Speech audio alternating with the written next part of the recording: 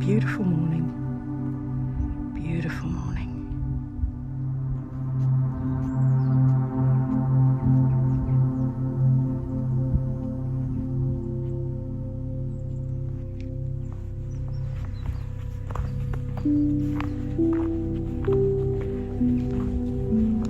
And I've been reading a book called Everyday Zen by Charlotte Joko Beck. Charlotte Joko Beck was a student and a master in Zen. Okay, so I thought I'd read this book to find out what Zen is all about. And first of all, I have to say it's a really hard book to read if you've not come across or understand some of the philosophies in Zen. It's a bit of a challenge. I read the first 2 chapters and I had to read it again because it is very challenging in terms of the philosophy within it. Okay.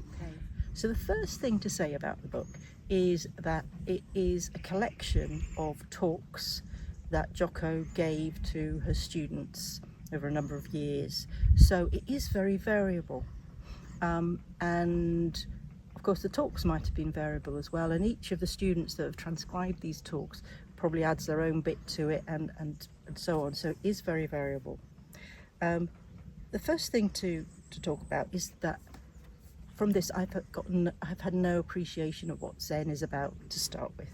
So I've gone in really cold, and this is probably not a good book to start with if you're looking just to understand the first bits of Zen and all that sort of stuff. So Zen is a Far Eastern Buddhist style spiritual activity, and I found it quite interesting that I could only spot one place in the book where Joko talked about meditation. She talked about practice and sitting and suffering.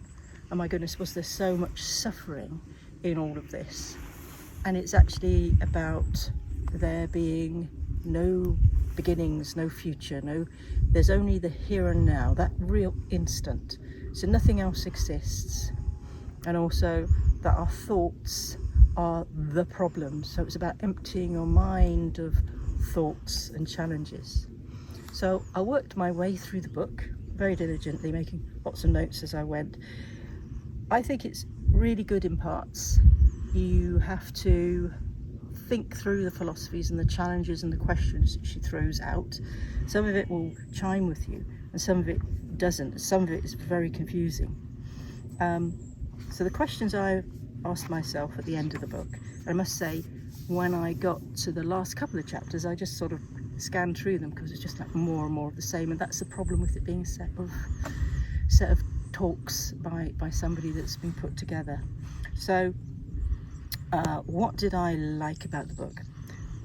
It did not compromise, it did not dumb things down, and if you want to challenge yourself, this is the book for you. It doesn't tell you exactly about Zen, but it was never intended to, I don't think. What did I not like? Its variability, because it's a series of talks by different people, and there is some repetition, so there is quite a lot of repetition. What did I learn from it? The reality of Zen. I think what's the impression I got from this book, at least, it's difficult and contradictory. It feels like Zen, and it's not a reflection on the book, it attempts to explain away one's predicament all the time. You've not really reached enlightenment or understood your true self, so you have to keep on going. So if you've got a problem, you just have to keep on going, and that seems to be the only solution it throws up. I learned that Zen is really difficult, and you need to want to follow that path, and it will be challenging. What Zen core concepts did she cover? Well, she covered most of them. So mindfulness, yes. Something about no mind, yes. Self-knowledge, yes. Meditation, I say, she never talked about meditation in itself, and this intuitive insight of the world, as you think about it and what it means.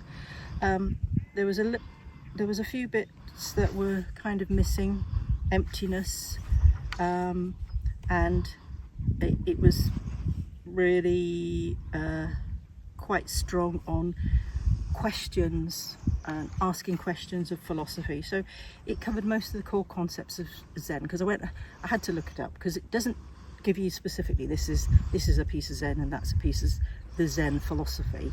It was under topics, different sorts of topics, rather than those concepts.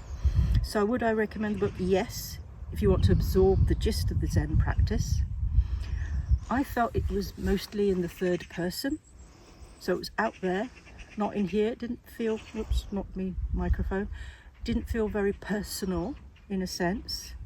It is a religion, so it's not just about Zen gardens and calligraphy. So if you're interested, you should try the book, although there might be easier books if you are just a beginner. So remember, these are teachings by a Zen master, and if you're already practicing, then it's probably good for you. So will I be going the way of Zen? I don't know. In principle, yes. In practice, probably no. The concepts, like meditation, calm, all those things are great. The mindfulness, etc. But some of the philosophies aren't quite hitting the mark for me. And it was so much full of suffering. That's what I would say. And there's got to be more to life than the suffering. But like many kind of religions and philosophies, it's about how to live a fulfilling life. And you can find your path, whether you use Zen or something else. Now, the next book I'm going to be reading is called The Art of Happiness by the Dalai Lama. I think that's going to be a massive contrast, because it says happiness on the front cover. So that's going to be interesting. Whereas this book called Everyday Zen, it doesn't feel like it's every day. It's really tough. So look out for the next review.